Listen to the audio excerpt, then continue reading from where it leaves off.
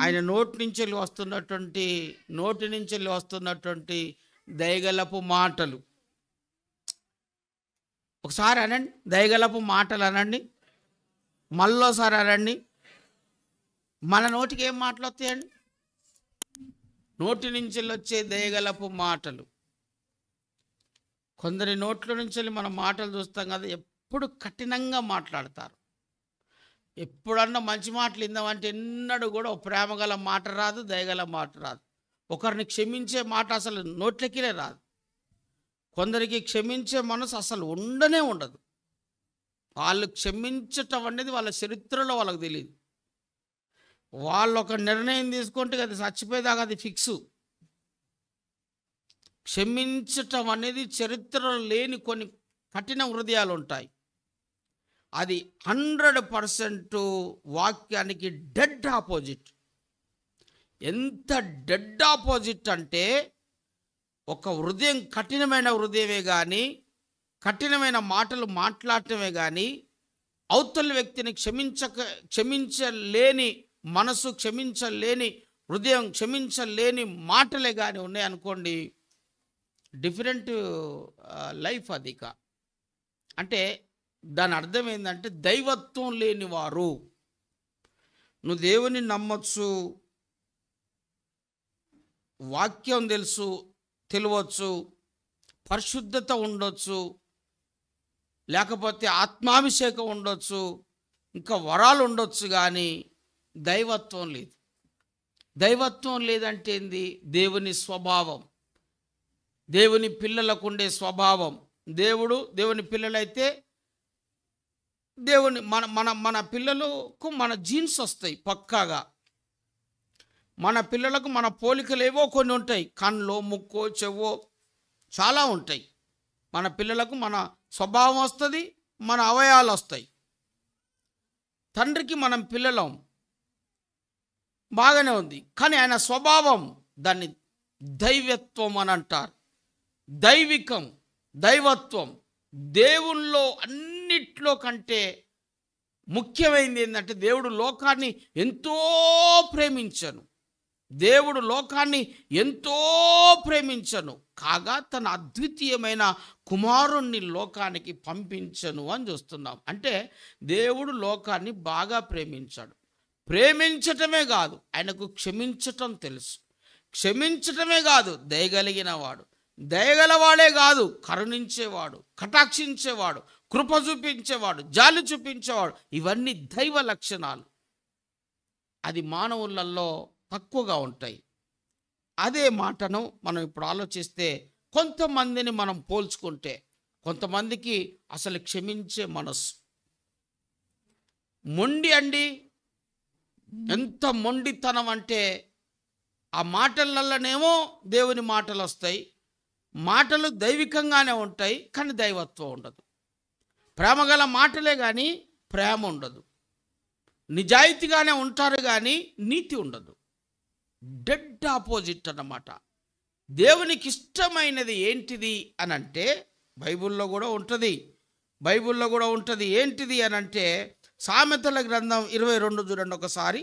సామెతల గ్రంథం 22:11 చూడండి ఒకసారి. సామెతల గ్రంథం 22:11. హృదయశుద్ధిని. సామెతల గ్రంథం 22:11. హృదయశుద్ధిని ప్రేమించుచు దయగల మాటలు పలుకువానికి రాజు స్నేహితుడు. రాజట స్నేహితుడు. ఎలాంటి వాడికి రాజు స్నేహితుడు అనంటే, దయగల మనస్సున్నవాడు, ప్రేమగల మనస్సున్నటువంటి వాడు. ఈ రాజు అంటే, రాజును మనం దేవునిగా పోల్చుకుందాం. దేవుడికి ఎవరిష్టం అనంటే ప్రేమగలవారు, దయగలవారు, మంచి మనసు ఉన్నటువంటి వారు, క్షమించే మనసు ఉన్నటువంటి వారు. ఇలాంటి వారికి దేవుడికి ఉన్న బుద్ధి మనుషులకు కానీ ఉంటే, ఆ మనుషులను దేవుడు బాగా ప్రేమిస్తాడండి. గట్టిగా ఒకసారి స్తోత్రం చెప్పండి. వాక్యాన్ని మనం అర్థం చేసుకోవాలి. మనం జనరల్గా చెప్తున్నప్పుడు ఏమవుతుంది అనంటే, ఇలాంటి వాక్యం చెప్తున్నప్పుడు ఈ స్వభావం కానీ ఎవరికైనా ఉందనుకోండి, 2కో 3కో 10 మందికో కానీ అసలు క్షమించే మనసు లేనటువంటి వారు, కనికరించే మనసు లేని వారు, సమాధాన పడని వారు, తగ్గించుకొని వారు ఇట్లాంటి స్వభావంగానే ఉన్నారనుకోండి, వాళ్ళకి ఏమర్థం అవుద్దంటే నాకే చెప్తున్నాడు వాక్యం అనిపిస్తుంది. నేను కూడా అనేది ఏంటంటే మరి దేవుడు వాక్యం వాళ్ళతోటే మాట్లాడతాడు. హల్లెలూయా. ఇక్కడ నేను నీళ్లు పోసా, గుంతు ఎక్కడుంటే ఆడికే పోయి ఆగుతాయి. అవి గొంతు లేని కాడ జారిపోతాయి, గుంతున్న దగ్గర నీళ్ళు ఆగుతాయి. నేను నీళ్ళు కావాలని నీళ్ళు పోసిన, నేను గుంత న్యాచురల్. ఏడ గుంతుందో ఏడ బెజ్జ ఉందో నీళ్ళు ఆనే పోయి ఆగుతాయి. గుంత లేదనుకో నీళ్ళు ఆడేందుకు ఆగుతాయి, జారిపోతాయి. లోపం ఎక్కడ ఉంటే వాక్యం వెళ్ళి అక్కడే తగులుతుంది. ఎవరిలో లోపం ఉందో, ఎవరిలో ఆ మనసు ఉందో, ఎవరిలో ఆ ఉద్దేశం ఉందో వెళ్ళి తగులుతుంది. మరి వాక్యం ఏం చెప్తుంది? దేవుడు ఎవరిని ప్రేమిస్తాడంటే దయగల వారిని, ప్రేమగల వారిని. అలాంటి వారికట్ట దేవుడు స్నేహితుడంట. మనం దేవుణ్ణి స్నేహితుడిగా చేసుకోవాలనే ఉద్దేశం నీకుంటే మన హృదయాలను ఎందుకు కఠినం? హృదయాలను ఎందుకు కఠినం చేసుకోవాలి? ఎందుకు హృదయం కఠినం కావాలి? వాళ్ళు అట్రాగానే మనం ఇటు తిరగటం ఎందుకు? వాళ్ళు ఇటు రాగానే మనం అటు తిరగటం ఎందుకు? వాళ్ళు అట్రాగానే నువ్వు ఇటు లేచిపోవటం ఎందుకు? దీని వలన ఏమిటి? దీనివల్ల నువ్వు ఏం సాధిస్తావు, ఏం సంపాదిస్తావు, ఏం తీసుకొని పోతావు? ఇది ఏం దైవత్వం? దీని వలన ఏమున్నది? నీ తండ్రి ఏమో దయారసం గలవాడు, మనమేమో కఠినమైన రసం కలిగిన వాళ్ళం. హల్లెలూయా. గట్టిగా దేవునికి స్తోత్రం చెప్పండి. హల్లెలూయా. మనం ఎన్నిసార్లు తప్పులు చేసినా, పాపాలు చేసినా దేవుడు మనల్ని క్షమించాలి. కానీ అవతలోళ్ళు తప్పులు చేస్తే, పాపాలు చేస్తే మనం వెంటనే నిర్ణయాలు తీసుకుంటాం, ఇంకా సమస్యనే లేదని. కాబట్టి కృపను పొందుకోవడానికి ఇది సందర్భం కాదు. నేను మళ్ళొక సందర్భంలో నేను మీకు 1-2 వారాలు చెప్తాను. కృప ఎవరు పొందుకుంటారు, ఎవరి మీద కృప ఉంటుంది. నువ్వు కృపను పొందుకోవాలి అంటే నీ మీదికి ఎట్లా వస్తుంది ఆ కృప? దావీదు శాశ్వతమైన కృపను పొందుకున్నాడు. ఎట్లా వస్తుంది ఆ కృప? ఉట్టుట్టిగానే వస్తుందా? అంటే ప్రార్థన చేస్తే వస్తుందా? ఎట్లా కృపను పొందుకున్నారు? దావీదుకి ఎందుకు ఆ శాశ్వతమైన కృప వచ్చింది? దావీదు మీద ఎందుకు ఆ కృప ఉంది? మన మీద కూడా ఆ కృప రావాలి. ఆ కృపను పొందుకోవాలంటే ఏ యోగ్యులమై ఉండాలి? ఏ యోగ్యత ఉంటే ఆ కృపను మనం పొందుకుంటాం? ఆ కృప మన మీద ఉండాలంటే ఏ అర్హత మనకు ఉండాలన్నది ఓసారి 1-2 సందర్భాలలో సబ్జెక్టును మనం చూస్తాం. కనుక జీవితంలో కృపను పొందుకొని ఉండాలండి. మనము, మన పిల్లలు మన వంశం ఆశీర్వదించబడాలంటే ముందు మొట్టమొదట ఫస్ట్ జనరేషన్ మనం అవుతాం. మనం దీవించబడితే మన పిల్లలు, ఆ తర్వాత వాళ్ళ పిల్లలు, తర్వాత వాళ్ళ పిల్లలు.